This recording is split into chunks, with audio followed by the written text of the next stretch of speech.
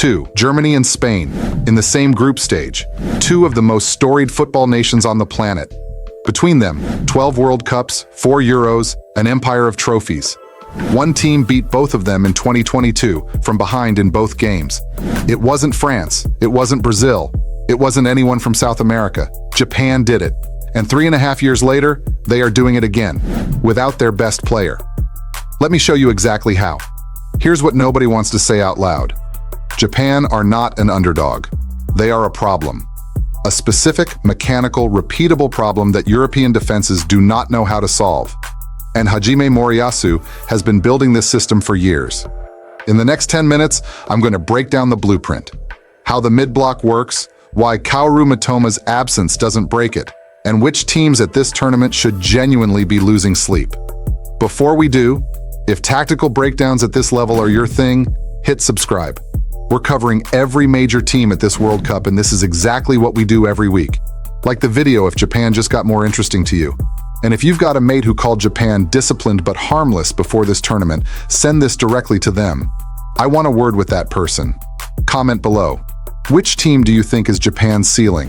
We'll get there. It just requires one uncomfortable decision. Let's build to it. Let's go back to November 2022. Group E Qatar. Germany were favorites to top the group. Japan were there to be respectable. That's the script the world had already written for them. Germany pressed high. They committed bodies forward the way they always do. The way Hansi Flick's teams are built to. Aggressive, relentless, no mercy. And Japan sat, in their own half. Two compact lines, holding shape, waiting. Then the trigger fired. Joshua Kimmich pushed too high to support an attacking move, left his right back channel exposed. Japan won possession in the exact zone they'd been patiently inviting Germany to vacate. Within 4 touches, I want you to count that, 4. Takuma Asano was through one-on-one with Manuel Neuer. The finish had no business going in. A shoulder trap at full sprint smashed across the keeper into the far corner. The technique was absurd. It didn't matter. The sequence had already worked. The system had already won. Then Japan beat Spain. Same tournament, same trick. Spain controlled 75% of possession, and Japan came back from a goal down to win 2-1. Is Japan's system a genuine weapon against any European team at this tournament? Drop your answer in the comments. I want to see the split. Here's what those pundit clips never explain. The ones where Gary Lineker or Ian Wright talk about Japan being disciplined, hardworking, difficult to beat. That's the usual line from the English pundits. Japan are disciplined, hardworking, difficult to beat. What they never say is dangerous. Moriyasu didn't build a disciplined team. He built an engineering project, a system designed to manufacture specific decision-making errors in the opposition and punish them mechanically before the victim even realizes what happened. The base shape is a 4-2-3-1. Wataru Endo sits at the base of midfield. If you watched him at Liverpool, you know exactly what he is. Elite positional reading, ball-winning engine. The player who holds the structure when everyone else moves.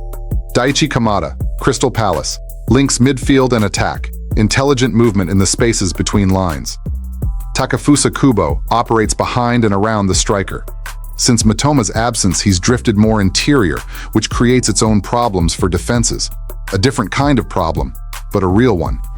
Ayase Ueda leads the line, bringing penalty area instinct and sharp movement off the ball. But none of that is the system. Those are the personnel. The system is the mid-block. Japan sit in a 4-4-2 defensive shape, compact, regimented, 2 lines of 4. They are inviting the opponent to have the ball. They genuinely do not care. They are not trying to win the ball immediately. They are trying to engineer a trigger, a specific moment when the opponent's structure becomes vulnerable. The opposing fullback pushes beyond the last line. The ball gets played into a specific horizontal zone. The center back steps forward to press. The moment that trigger fires, the entire Japan structure shifts. It's not a press, it's a swarm. A specific zone gets flooded with Japan players, the ball is won, and the vertical counter launches in 3 to 4 touches before the defense can reset. And here is the comparison nobody is making.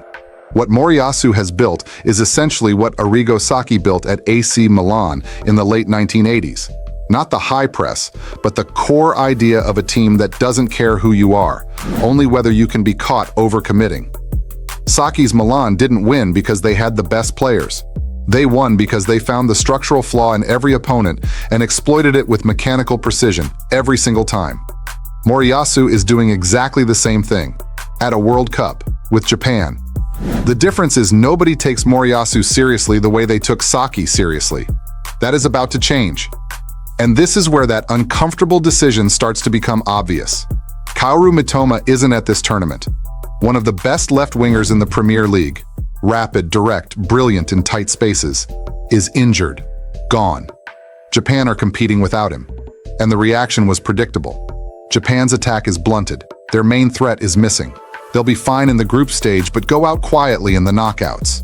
Here's why that framing is wrong. The system doesn't require Mitoma. It requires players who can hold their position in a mid-block for 60 minutes without losing concentration, then execute the transition with precision when the trigger fires. That's the job description. Kubo can do that.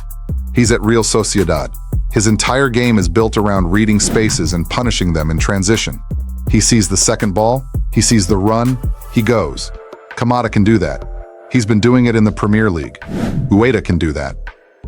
The 4-0 against Tunisia wasn't an accident. It was clinical transition football, executed exactly as designed. 3 of those goals came from moves that started in Japan's own defensive third. Yes, Mitoma's absence makes the wide threat less dangerous on the ball. He was Japan's best carrier in wide areas, individually capable of creating danger that no teammate can quite replicate. But the system doesn't care about that.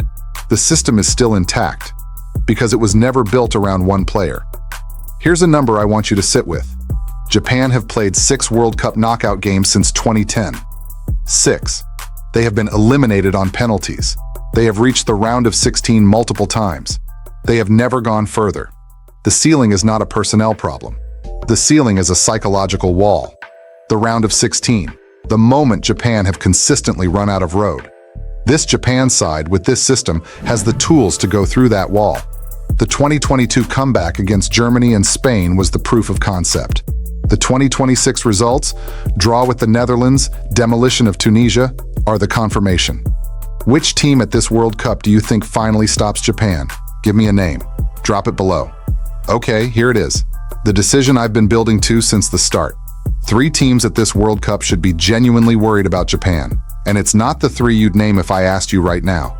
Now here's who doesn't worry me. Spain. Luis de la Fuente's Spain are patient, possession-based, and they don't overcommit. Their press is controlled. Their structure stays intact in transition. Japan's trigger mechanic needs a structural error to fire. Spain doesn't make structural errors in the way Germany or England do. If Spain and Japan meet, Spain win that game. And one more. Teams with aerial dominance at set pieces will find Japan's structural vulnerability. Smaller squad, limited physical presence in the air.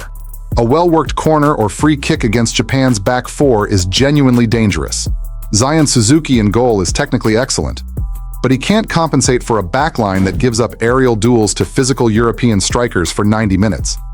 But if Japan draw Germany, England, or the Netherlands in the knockouts, they are not the underdog.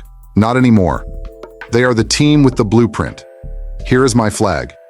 Japan are a genuine quarterfinal team at this World Cup.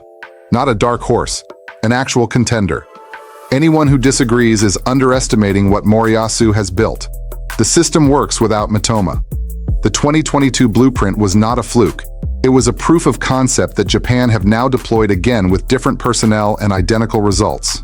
A draw with the Netherlands, a 4-0 demolition. 2 data points pointing in exactly the same direction. Japan are not here to be respectable. They are here to eliminate someone big. Again. Tell me whose tactical setup you actually trust to break Japan's counter-trigger system. Germany? Spain? England? Give me a specific country and tell me why their structure avoids the trigger. Don't give me a diplomatic answer. Pick a side. Drop it below. And what do you want next? Or England's World Cup curse. Is 2026 finally different? Most liked reply, that's the next video. I mean it. If this is the kind of breakdown you want every week as we hit the knockout stages, hit subscribe and turn the bell on. We're doing every major team at this World Cup. Welcome to Futbol Feed. Talk soon.